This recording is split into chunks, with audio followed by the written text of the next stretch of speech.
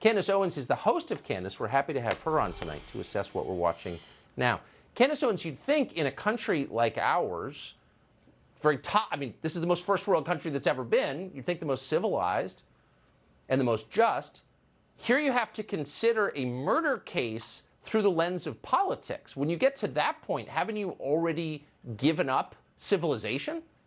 Well, that's correct. And what we're really seeing is mob justice, and that's really what happened with this entire trial. This was not a trial about George Floyd or Derek Chauvin. This was a trial about whether the media was powerful enough to create a simulation and decide upon a narrative absent any facts. Whether it was powerful enough to repeat showing and talking about a 9-minute clip that came from somebody's cell phone without adding any context, without showing the full, the full police video, which they could have released. They refused to release the full body cam, which would have added more clarity to the fact that the media was lying. The media came out, let's not forget this, Tucker. The media came out and told us that this was a man who was just getting his life together. He was a good member of society, and he got mixed up because a racist white police officer had it out for him and killed him.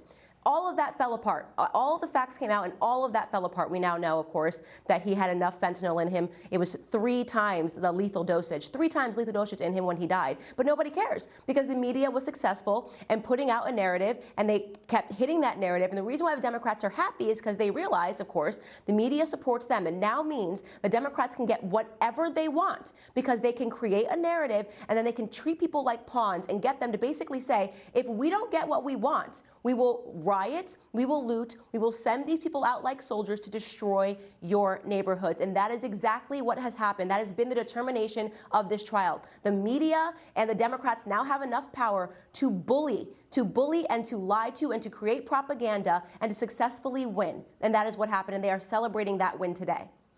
This was not a fair trial. Only one side. No person can say this was a fair trial.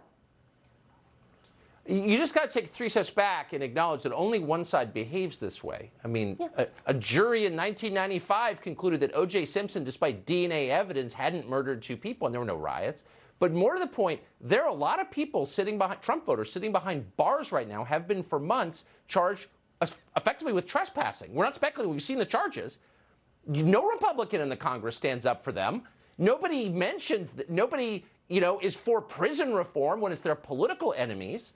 That's not equal justice, but nobody says it. Why is that? Because we have 2 pandemics going on right now. There's a pandemic of ignorance in this country, and that is only allowed to fly because we also have a pandemic of cowardice in this country, okay? So we have people that are purposefully putting out a bunch of ignorant claims, and then we have people that are too cowardly to stand up and say, you know what, this is wrong. There has been so much that has been going on in this country that is wrong. You talk about it, I talk about it, but we do not have people that are sitting in Congress that are willing to take this fight where it needs to be taken. By the way, you bring up Maxine Waters inciting violence. I'm so old, Tucker, that I remember when a man said, march peacefully and patriotically to the Capitol, and that was considered an incite to violence, right? That was like, oh my God, stop the press, get this person disappeared from social media because he is calling for violence. Look at what Maxine Waters says. No one in the media is condemning these remarks. That same media that condemned Trump and his supporters for weeks on end is now defending Maxine Waters. And we both know this is not the first time that Maxine Waters has incited violence. Don't forget, rush down. If you see a Trump supporter, you got to rush them down in the restaurants. They're allowed to do this. They play by a different set of rules, but it's because we allow them to play with that different set of rules. They get away with virtually everything because we don't have strong people on our side that are willing to stand up. And that it's a sad conclusion. It really is so frustrating. And the idea of martyring George Floyd, the way Nancy Pelosi spoke about him, it completely forgives all of the trauma that he brought against his victims while he was alive. A man that served 7+ stints in prison while he was alive, armed robbery being 2 of the reasons why, and now we're going to martyr him and say that your name will forever be synonymous with justice. Imagine, Tucker, if you are one of his victims that is alive, one of his victims that he armed robbed, and you have to hear that this man's name will always be synonymous with justice. How would that feel to you? I feel like we are living in fiction right now in America. We are losing this country, and we are living in fiction because people are not strong enough to call out this stuff. And I feel like I'm one of the only ones who has the courage to say, I will not be mobbed into a different reality. This is why they try and pull you off the internet, because you're not afraid. I just got to ask you, it's frustrating, of course, to watch what you and I have been talking about, where one side ferociously defends its power, the other side abandons its voters to jail. I wonder, though, is there a point where just ordinary people can say, you know, I'm not in control of politics, but you're not allowed to block my street with a protest or intimidate me on my front lawn or break into my store and steal stuff. Like, I'm going to defend my family. I'm going to defend my business. You don't have a right to do that. There's no justification for riots anymore, and I'm just not going to put up with it.